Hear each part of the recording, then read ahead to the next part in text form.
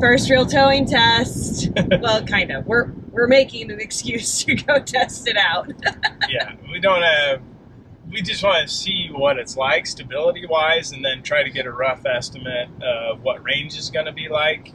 So we're going to go get hooked up and see what's going on with it. And it'll be, I mean, we did not pick an optimal day. Like, there's a pretty good wind. I think it's like 20 miles an hour, maybe gusting even more. So it's going to be a good, you know, like, good test. We're not both with range and both with stability. Rivian, they have a consumption meter, and it goes on 15-minute intervals, so it tells you what the last 15 minutes was. And so what we're going to do is we're going to travel at a steady speed for 20 minutes so we can fully get that clear the graph. Yeah, clear the graph for over 15 minutes, so then we have it as accurate as possible as far as how many miles per kilowatt hours. And we're going to go 20 minutes out, 20 minutes back, and then we'll put those numbers together because obviously one direction may be less efficient versus the other. It's just the way that it is with with wind drag and all that stuff. So, and then we're going to do that in low setting at first, and then we're going to do one in standard setting where I raise the ball height up to the appropriate level, and then do it in the standard and see if there's any difference. So. Yeah, and we'll be doing about 55 miles an hour for the test. You know, we just want to see like how much of the battery does it use, especially compared to like when we were towing with the Tesla and stuff. And you could say, okay, well, the trailer is a lot bigger, but you know, this truck can also handle over twice what the Tesla could handle. And that trailer is about, it's not twice as long, but it is twice as heavy as the trailer that we were towing with the Tesla. So it'll be interesting to see how it all pans out and works out. But we're excited, and we think it's going to do a good job. We hope it does a good job.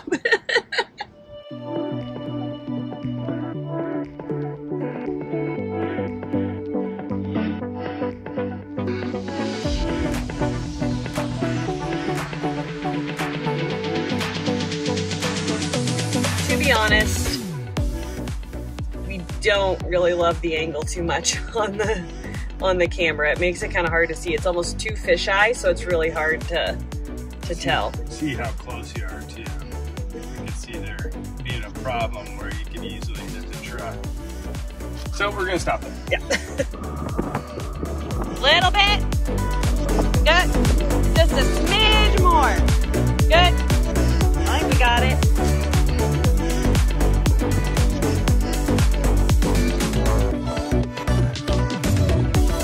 It's nice and snug. It does.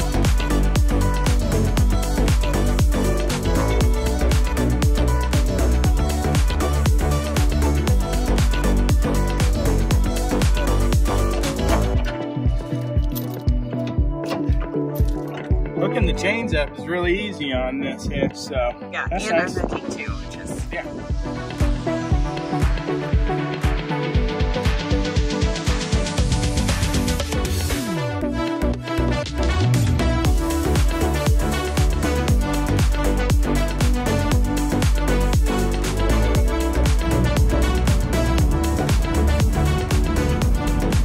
So we're going to start our 20-minute test.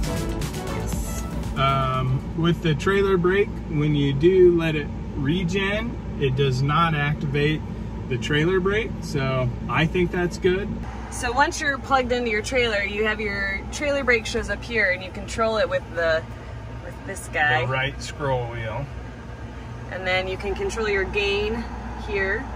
So that's pretty nice. We're going to start our first test in low, and then we'll do our second test in standard. So yes. Right now it's at 10.1 inches, and then we'll come back or wherever we're at and change it out and do 20 more minutes. So Here we go. All right. We forgot to jump on immediately, so we have eaten 1%, but 79% to start. We are going 55. according to miles till it's gone, it says 70, Well, it started with 75, now it's down to 73.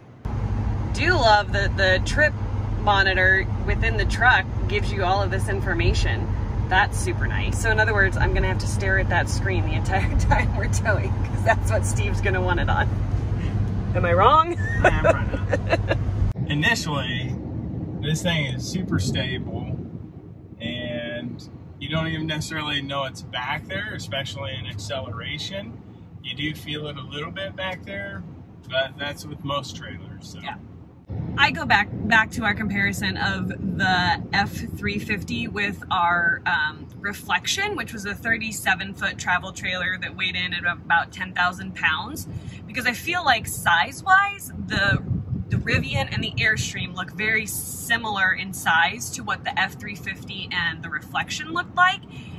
And I would say, as far as the size comparison goes there, like the Rivian is honestly feeling more stable with the Airstream than the Reflection did with the F350. Yeah, fair comparison. Yeah, so, you know, just trying to get the real world things you guys might have seen out in the wild, and tell you, you know, how that compares to what we're experiencing. So hopefully you find that helpful. If you don't, nicely let us know in the comments. If it is helpful, like, let us know that too, so we can keep giving you those comparisons. You had me do some math, and then I gave you a number, and then you started spewing things off. So what were you talking about?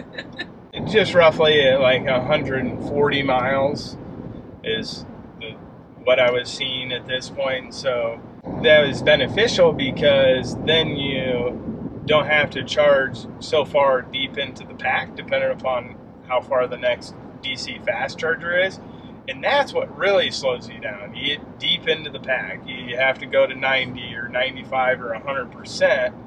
That's when it becomes tough, because your charge rate slows way down, and then it takes so much time to charge that last 10%. That's when, instead of like being like, okay kids, let's go, that's when the kids are like, are we going yet? Yeah. So it's a big difference in time. For the Tesla, it took a whole hour the last 5%. So it just takes a long time. Yeah, so if you can avoid going to 100%, you want to avoid going to 100%. I was just thinking back to, as we were like doing the numbers and like all of this stuff, and thinking back to the first time that we towed with the Tesla, and it's like the same fears and stuff. Like you think you've done the math, you think you know it's gonna work, but like you get a little nervous when you're actually like out for the first time doing it, and you're like, oh my God, did we just make a really big mistake? And it's all the same fears. I mean, right? Like, yeah. It feels exactly like the first time we towed with the Tesla. We'll link that video up in the iCard, because it was pretty funny. I was terrified. And I mean, I think there was a point where we were starting to get worried that we thought we were gonna have to like drop the trailer and go charge and come back. Like, it was... I wasn't that... Yeah, I was just honestly, I was shut down. I don't think I was showing much emotion at all. So. Yeah, remember just because I was nervous. People like were making comments that like you were like mean or something. It's really, but he was just so nervous about if it was going to work or not. So yeah. That is funny. We will link that in the archive for you. Okay, halfway. What's your status report at halfway? Better than. I don't know, maybe about just what I thought. A little bit stabler than I thought.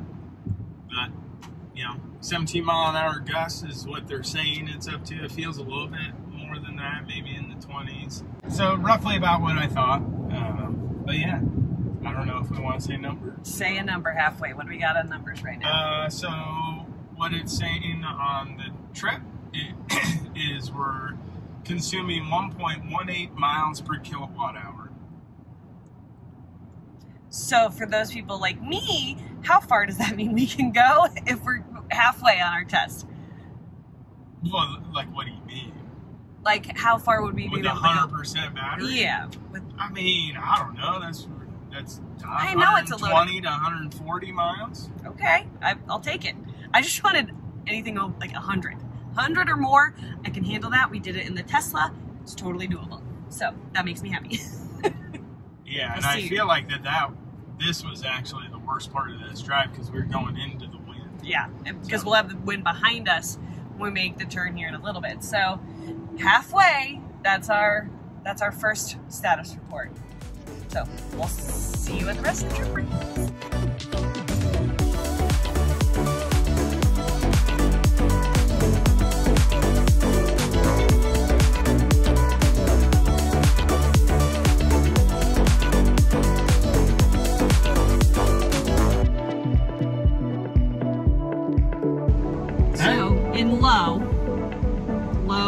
Ride height, we ended up with what?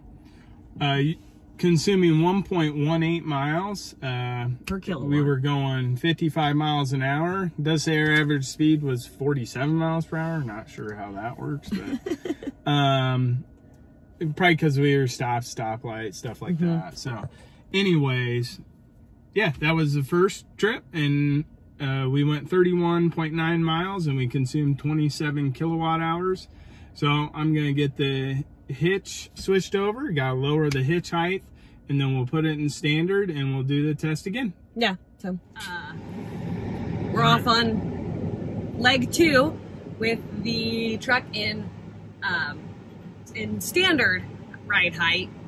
We're gonna see which one's more efficient, because we're wondering if the truck, like breaking the wind for the trailer, ends up with the truck being more efficient. So we shall see what happens with this go around. Same conditions, same day, everything.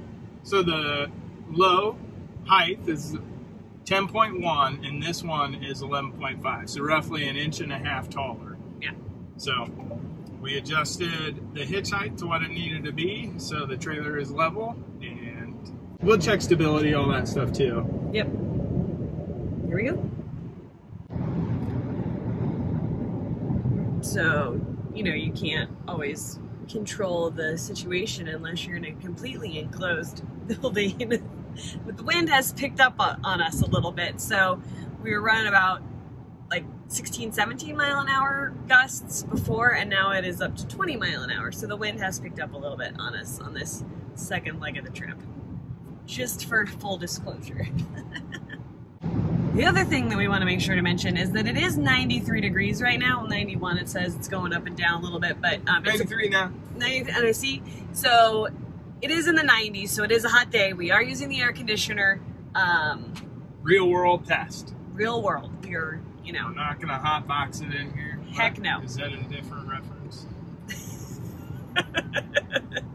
I don't want to get all sweaty. I am comfortable and I'm gonna stay that way. Not for the sake of the range. Sorry.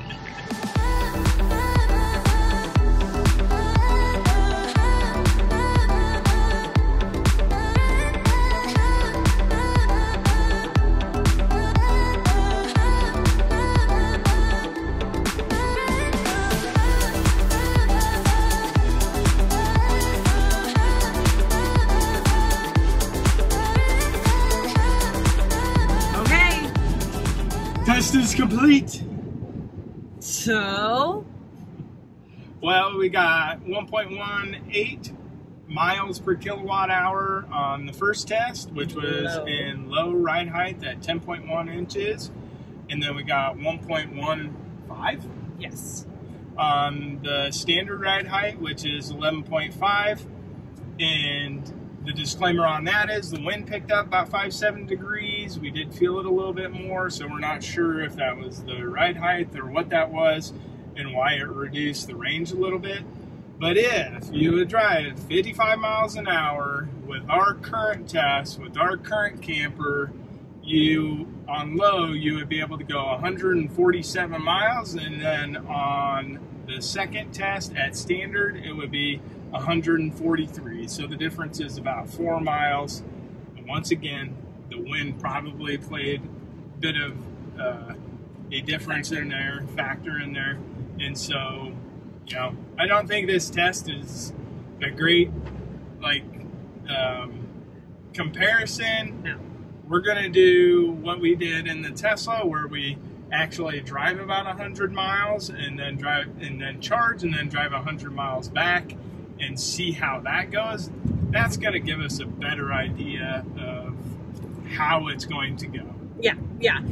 You know, because we both said if we would have been able to keep going after, you know, it was sinking into its range, when we were in low mode, you know, we were like, it could have ended up better than what we were. And it goes both ways, because at the end of our drive, I feel like it was just finally sinking into where it was gonna be. So yeah, the wind's definitely picked up. We got like dust devils in front of us now. But it was a good initial test to be able to say, okay, and you know, roughly just shy of 150 miles. So it's not bad with a 30-foot trailer. So. Yeah, it's definitely bigger than anything we've tested before. So I assumed that we'd be around that 150 miles. Anyways, it was a success. Stability was good. It was great. Trailer brake was good.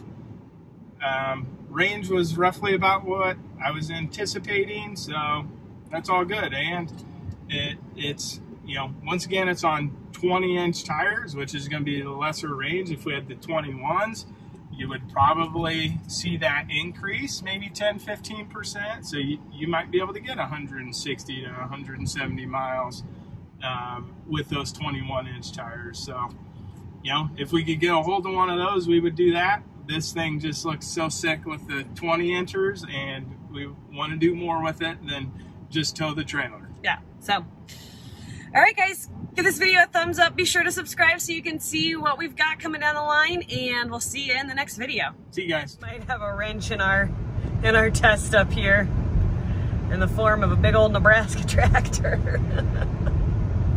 Planner. Oh, man. It's weird. Never run into these in Nebraska. Hopefully he's turning off like right here. Hey, there he goes. Get off the road. Oh my God. Wow. Oh gosh. Oh gosh. Oh gosh. That was nerve-wracking for a moment there. Okay. We all made it. We all made it. And it didn't throw a big wrench in our plans. Maybe give me some heart palpitations, but